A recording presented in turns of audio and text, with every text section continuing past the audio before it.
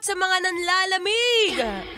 Hindi dahil sa panahon o sa bagyo, pero dahil sa relasyon nyong paghuhuna. Bakit naman kasi ganon? Sabi nga sa kanta ni Morissette, wag kang lumayo. Alam mo, lalayo talaga yan, B. Lalayo yan kung alam mo sa sarili mo na nawawalan na siya ng gana sa'yo. Nagbabalik ang inyong kadaldalan. Biglang ganun eh, no? Nagbabalik ang inyong kadaldalan na daldalerang atleta DJ Maratoni. O sige na nga, dahil mahal kita. Bakit naman kinikilig ka dyan? Sige na, bibigyan na kitang ilang mga trip! Oo! Lalo na ngayon, sa panahon ngayon na medyo ang hirap matansya kapag mahal ka pa ng partner mo o hindi na. Well, kasi to be honest, marami na siya nakikita sa social media. Minsan, makita mo lang ang laki ng dibdib. Ayun, ang bilis sa tukso. Kaya nga sabi ko, pag mga ganyan, automatic block kasi wala si Maratoni niyan. Pero sige, matanong kita, isa sa mga talagang advokasya ni Maratoni, bago kita tanungin, wait lang. Isa sa mga advokasya ni Maratoni, ang pagiging fit and healthy.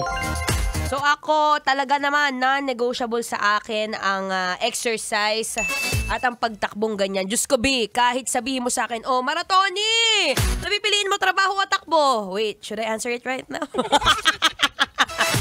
Pero sa totoo po, totoong buhay, yan ang isa sa mga advocacy natin. Kaya ngayon, naniniwala ako na para mas mapalapit, mas mapasarap, at mas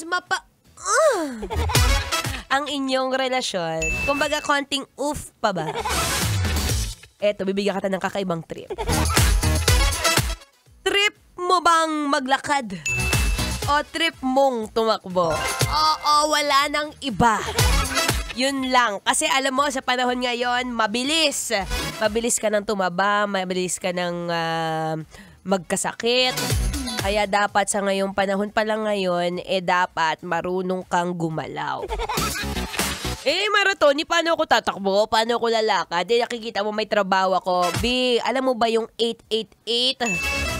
8 hours of work? O bakit ilang oras ka ba nagtatrabaho sa isang araw? 24 hours! Etong 888 na to, sa aking research, diba sa isang araw, 24 hours meron tayo. Common sense ang tawag doon.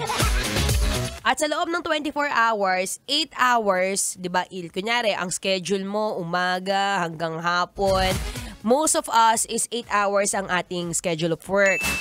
Tapos yung kung masipag ka matulog, another 8 hours of sleep naman yon. So, 8 plus 8, 16. Di may natira ka pang 8B.